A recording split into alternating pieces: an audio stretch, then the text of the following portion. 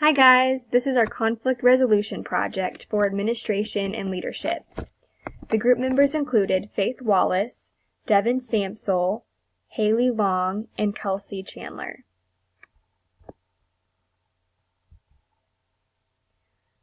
This was our case study. You are a circulating nurse in the operating room. Usually you are assigned to room 3 for general surgery, but today you have been assigned to room 4, the orthopedic room. You are unfamiliar with the orthopedic doctor's routines and attempt to brush up on them quickly by reading the doctor's preference cards before each case today. So far, you have managed to complete 2 cases without incident. The next case comes in the room and you realize that everyone is especially tense. This patient is the wife of a local physician, and the doctors are performing a bone biopsy for possible malignancy. You prepare the biopsy area, and the surgeon, who has a reputation for a quick temper, enters the room. You suddenly realize that you have prepped the area with betadine, and this surgeon prefers another solution. She sees what you have done and yells, "You are a stupid, stupid nurse." Category of conflict. According to Huston and Marcus, there are 3 primary categories of conflict: intergroup, interpersonal, and interpersonal. Judging from the content in the case scenario, we could assume that the circulating nurse is going through interpersonal conflict.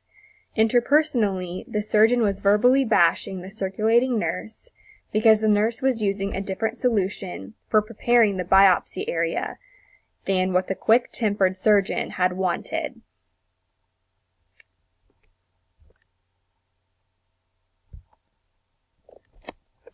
Stage of conflict. Seeing that the surgeon was yelling at the circulating nurse, it is assumed that the circulating nurse and the surgeon were in the middle of the 3rd stage of conflict, which is felt conflict.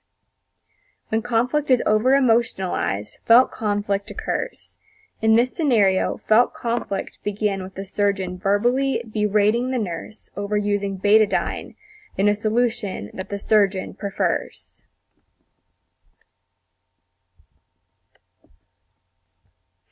When to intervene. Without intervention, workplace conflict can lead to employees missing on average of 21 days from work. Ideally, managers should intervene before conflict turns into personal attacks, but also allow the employees the opportunity to resolve it amongst themselves, typically at stage 3, which is felt conflict. Before intervening, managers must consider what stage of conflict the coworkers are in so that they know how to respond, what the conflict is and its importance so they know the context of the argument, who is involved in their maturity, what interventions will be effective, what strategy to use, and if the conflict can be resolved without intervention. Managers are always a great resource that can be used whenever a conflict arises. They can be a third party and can step back and take time to assess the situation and figure out what's going on, bring the people together to come up with a resolution.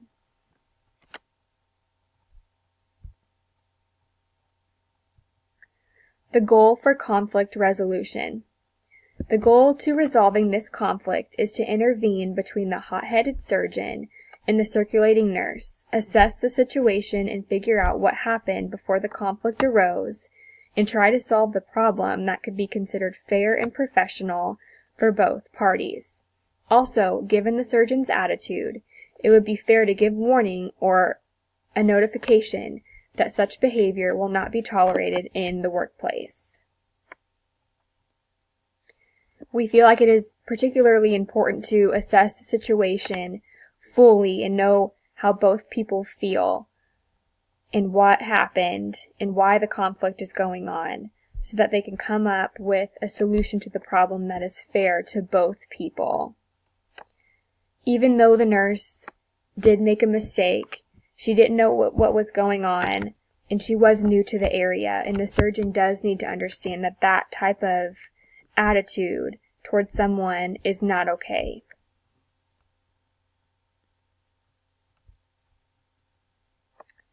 Conflict resolution strategy.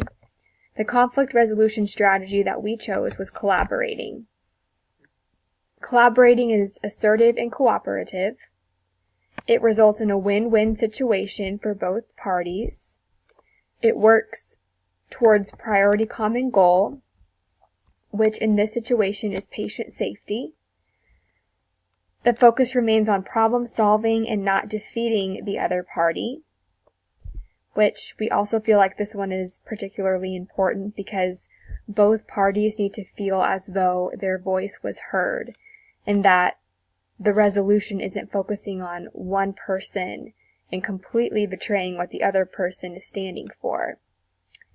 Collaborating also requires mutual respect, open and honest communication, and shared decision making, which once again, shared communication and shared decision making is very important while someone is trying to resolve a conflict because it involves both people and it involves both parties' sides and how they feel.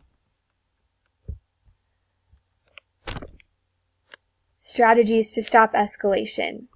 Conflict in the workplace is common and can stem from poor communication, inadequate organizational structure, individual behaviors, unclear expectations, operational or staffing changes, or diversity in gender, culture, or age.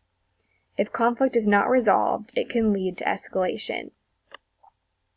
Our case study included several of these examples. Because there was poor communication somewhere along the line, the nurse didn't know that this particular surgeon did not like betadine. The individual, such as the surgeon, had a bad behavior and responded to the nurse in a very negative way. There were unclear expectations as what the surgeon was expecting and what he wanted. And operational or staffing changes, the nurse did have to go to an unfamiliar area where she was not aware of what the surgeon wanted. Strategies to stop this from happening include involve a leader such as a manager to help mediate. Again, they are a good third party to use. They can come in and help break down the situation and help the two parties come to a conclusion or a resolution. You can also take a step back and calm down and maintain composure. Sometimes in the moment you get very heated and both parties just need to take a step back, clear their head, figure out what they want, and then bring that to the table when they're trying to come to a resolution. You can find a safe place to talk, which in this situation, the surgeon should not have called out the nurse in front of other people. You should go somewhere else and talk where it's private and more professional. Identify the source of the conflict. Listen to the other person's viewpoint, which is very important because it's not all about you. It's about someone else and how they feel as well. And identify solutions that both parties support so that you can come to a resolution and continue to provide safe patient care.